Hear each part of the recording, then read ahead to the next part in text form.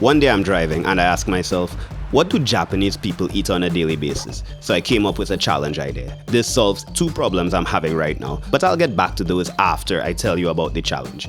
I asked my Japanese co-workers for their favorite home-cooked dishes and challenged myself to cook these exclusively this week. Some are really easy and some are really difficult. Those are the red cards. There are only two rules. I can only eat what I cook and I can only cook what's in the box. Here is what I'm hoping to accomplish. I want to connect with my Japanese co-workers because as a foreigner living in Japan, sometimes it's difficult to make meaningful connections here. And number two, I want to get over my hate of anything new. You see, I wake up at the same time every day, eat the same thing every day, wear the same thing every day, and go to work. And this challenge leaves me in a state of constant newness and discomfort, and I needed some of that in my life. Here's how it went sideways from day one. So it's day one, and I feel immediately. Every time I decide I'm going to do something new, my brain sabotages me immediately. So I had to get rid of everything.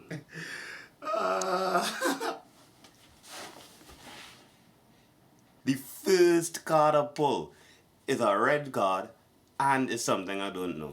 Shopping was humbling. I felt like an idiot for 2+ hours. Everything is written in Japanese and I'm an idiot. I was so excited to get out of there and now it's time to cook. I hate these small countertops, but after a little instruction, I was really excited to cook. Nanbanzuke is a fried fish marinade inspired by the Portuguese. The marinade is made of a sauce mixture of vinegar, mirin, soy sauce, dashi, sake, sugar, and vegetables.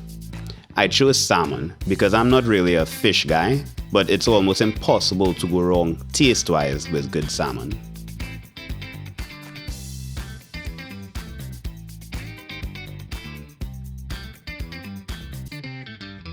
The recipe says I need to put it in the fridge for 30 minutes. In 30 minutes I'll check in with y'all. It was already 9 p.m. and it was my first meal for the day. The salmon nanbanzuke was delicious, light, and energized me. But the amount of time I spent researching recipes, shopping, cooking, and cleaning had me doubting if it would be possible to pull this off all week. This was my first meal for the day.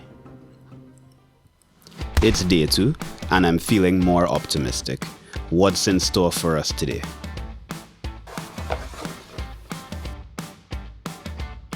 Oh, what a pleasure. We get to make one of Japan's most iconic breakfast meals, miso soup. After a quick supply run, it's time to defeat my biggest enemy for this challenge. Small countertops.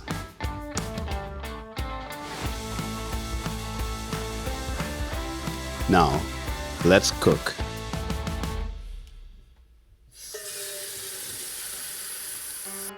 It's dramatic, I know, but essential.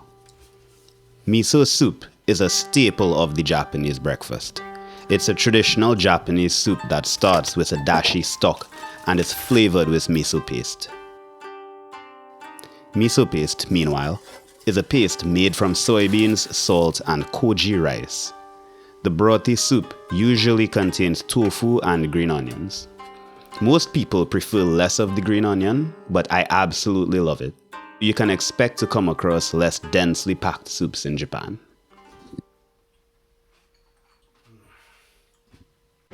He's not a chef, I wouldn't trust it. It's gotten pretty dark, so it's time to move on to dish number 2. We'll be making nikujaga next. Nikujaga is Japanese meat and potatoes. This is the most common dish mentioned by my co-workers when asked what they eat at home.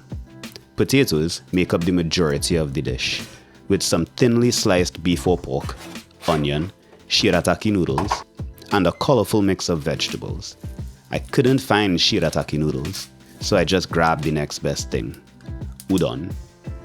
This isn't something you'll see plastered on menus throughout Tokyo, but it's the poster child for comfort food here in Japan, and definitely worthy of that title.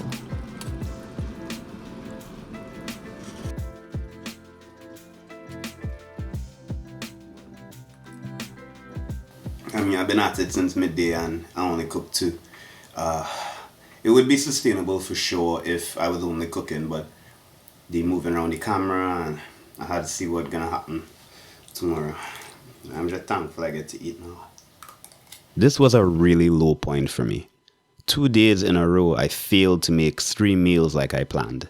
So something had to change if I wanted to continue this challenge. So after finishing up yesterday, it made it 3 days I spent the entire time indoors. And I was feeling kind of down. After having slept on it, I'm going to cut back from 3 times a day to 2 times a day.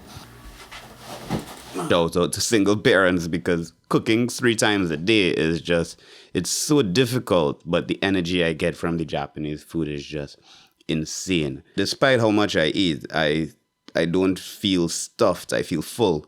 I have one thing I didn't finish yesterday, I only did 2, menchikatsu. And let's see what else I'm gonna be making today. Dashi yaki tamago. I felt inspired. I was excited to get my hands and gut greasy. Menchikatsu is a deep-fried meat cutlet, the kind of thing your doctor would recommend you stay away from. The good stuff. It's a combination of ground beef and pork, then mixed with sautéed onions and covered in panko crumb. Rounded out, then battered and set to fry. Maybe you know or you don't about menchikatsu, but it's super popular here and a must try.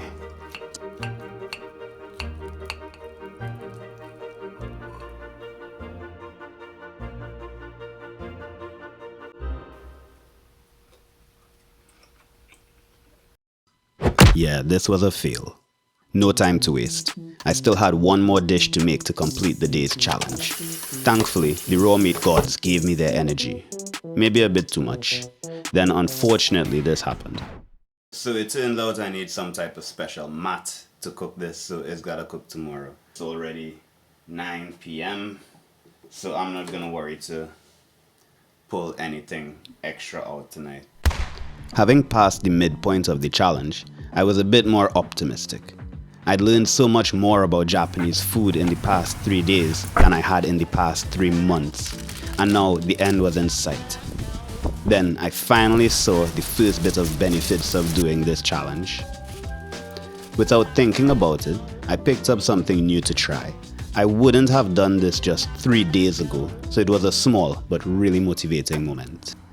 I really wanted to push myself to get that first win, and it started with the Hijiki salad. This isn't your typical tomatoes and cabbage salad. Hijiki salad is a highly nutritious side food that's been part of the Japanese culinary tradition for years. The dried hijiki is rehydrated, then complemented with fried tofu known as aburage, carrots, edamame, and seasoned with soy sauce, mirin, and dashi. I couldn't get my hands on edamame, so I used snap peas as a nutritious and colorful replacement.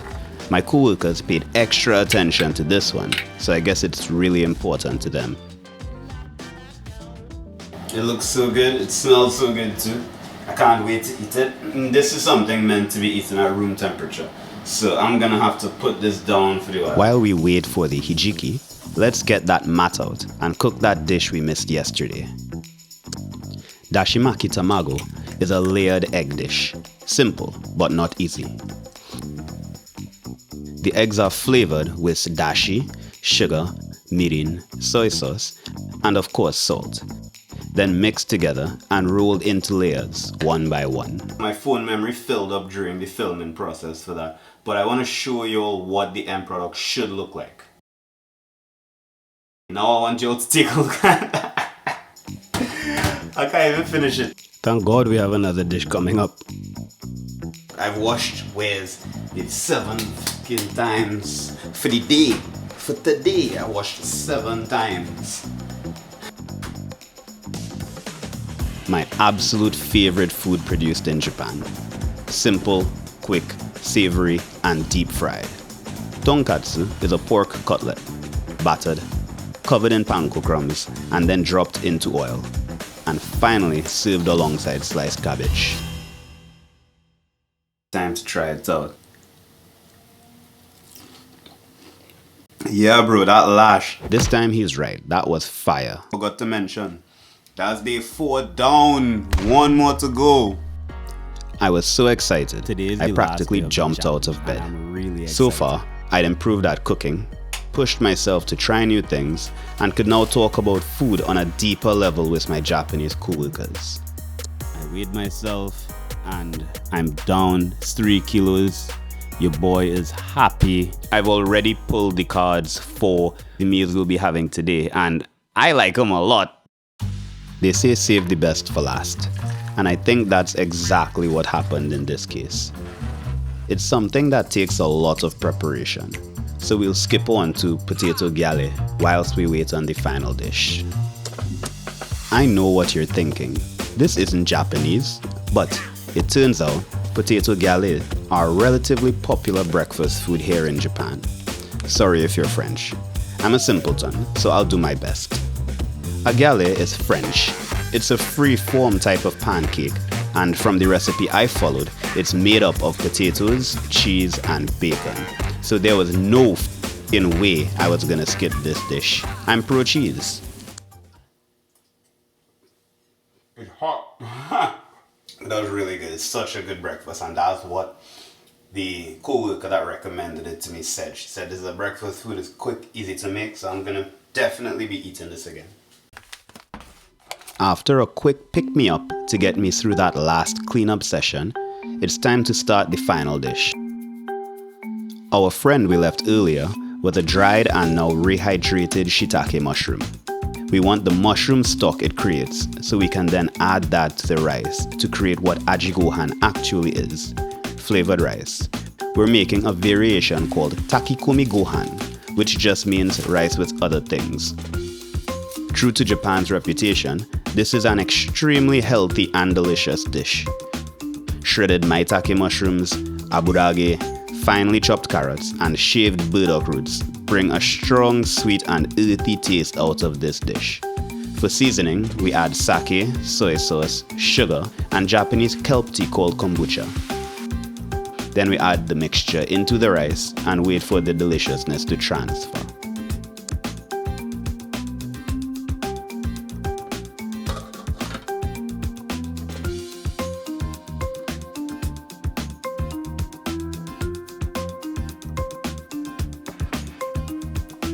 Here's what I learned from this process and how it helps me with my Japanese co-workers. Japanese food is super light, overall really nutritious, very, very energizing, and everything, including the failures, was super delicious.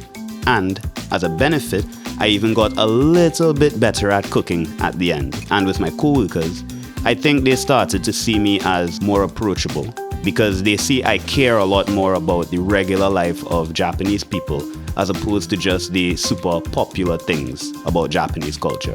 So as a result of that, they've started recommending me a lot of uncommon things that are here in Japan, and they want me to check out all of these things now too. So I'd say it was a success. And I'll definitely be making videos about all of these other things they've been teaching me about, so be sure to check that out.